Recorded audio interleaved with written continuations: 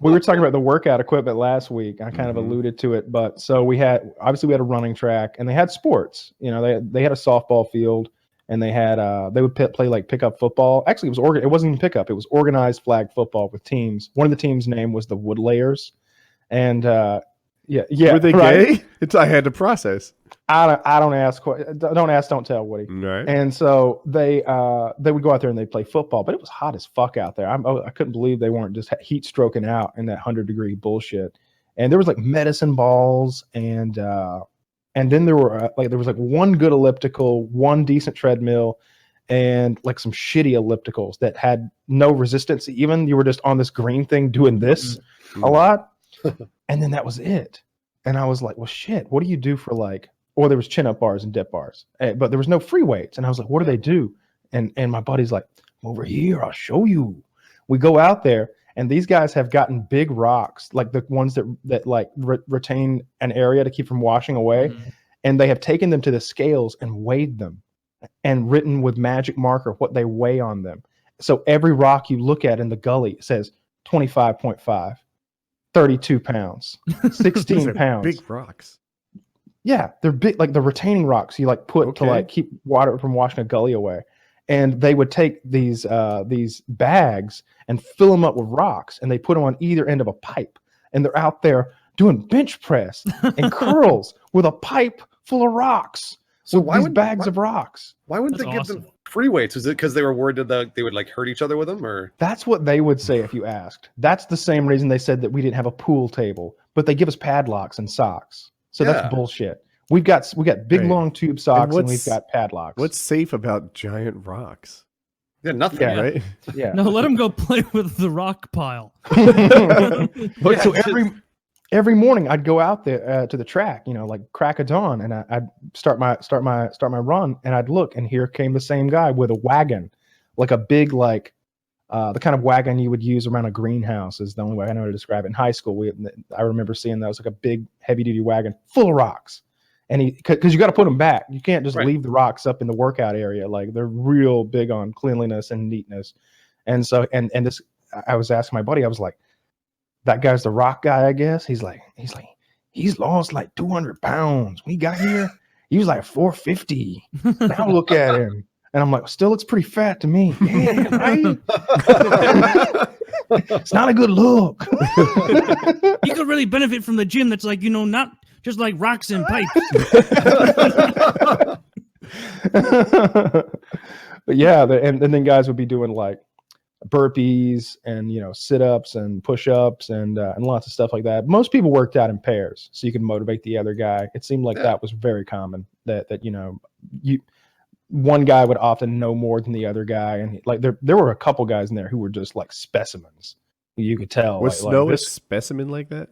No, I would say he was just bulky and strong. But there were some of these guys who were just like, they look like Brad Pitt and Troy, like just real ripped up and like a tiny waist, and just real symmetrical, good looking guys who were just out there doing dips all day. And man, that's all I would do if I went to jail. That's all I would do. I would just, what else are you gonna do? Yeah, I would just lift work out 24/7. 6-7 hours a day, lift rocks. Yeah, lift rocks. Why not? Call me Fred Flintstone, bitch.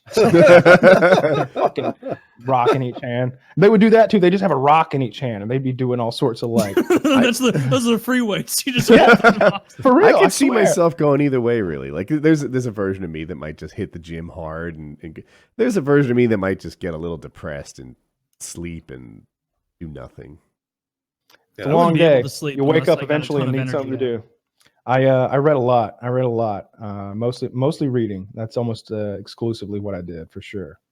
You have access to the internet at all, or no? Not really. Yeah. Not like the real internet. Like, we had internet, but it did lame things. Like, you could do like a email to text thing.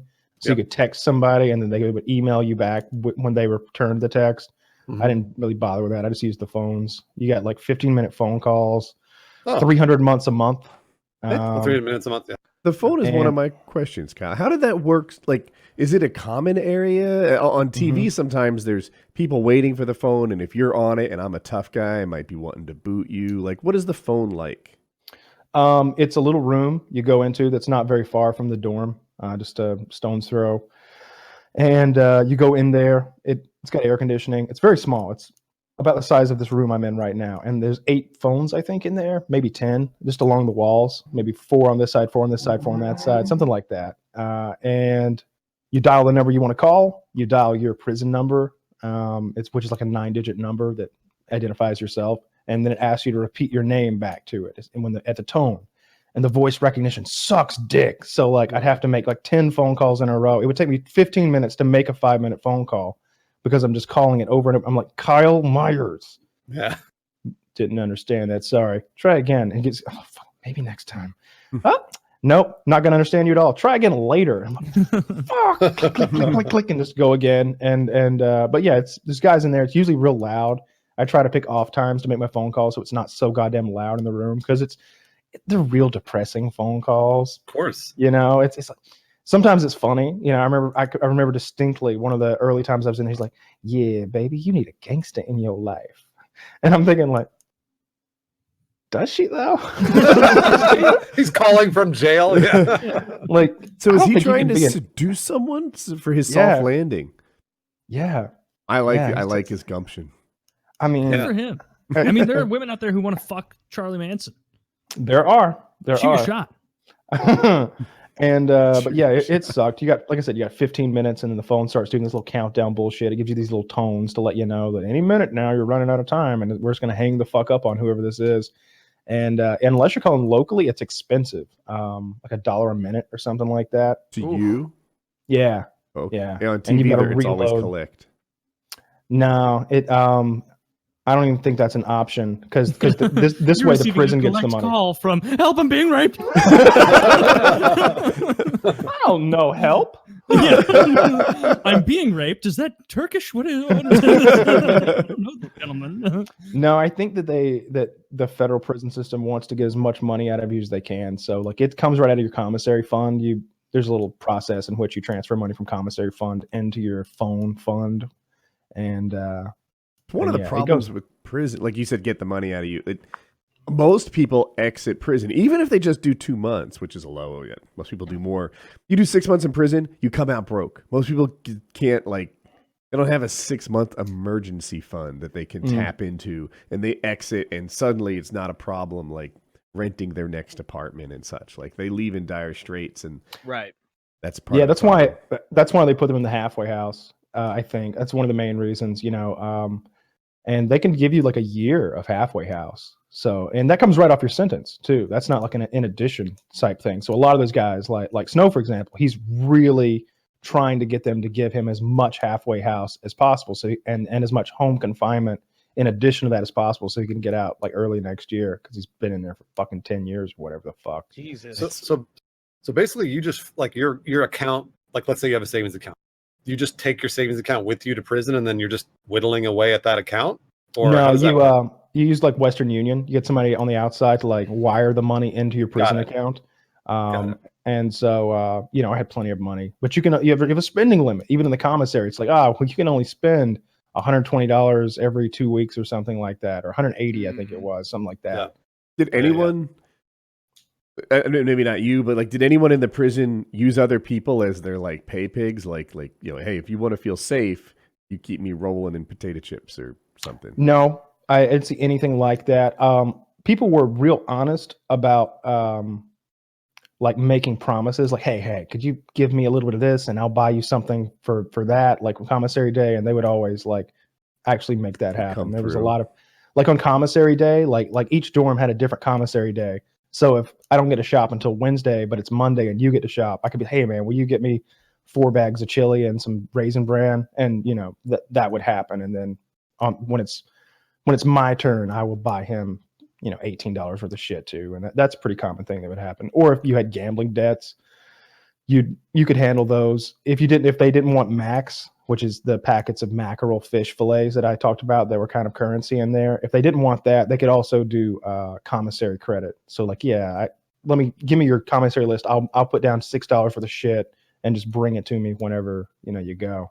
So the gambling debts was that like gambling debts from within prison? Like basically Oh wow, holy shit. Yeah, there's that like nobody's like loan sharking you from in prison. I know. Well, I mean, because like basically they were, well, I don't know, like shooting dice or like just playing cards Poker. or something. Poker, poker, Monopoly, and football.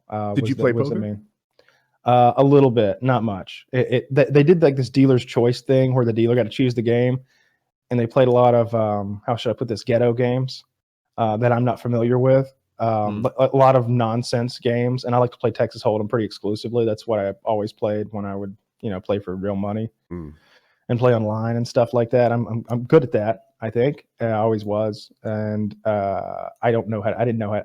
Like I don't like Omaha, and they play a lot of like different kind of pot limit games, and they just mix it up. So if you got 6 guys playing, you might play for half an hour and play one game of Texas Hold'em, which is all I wanted to play.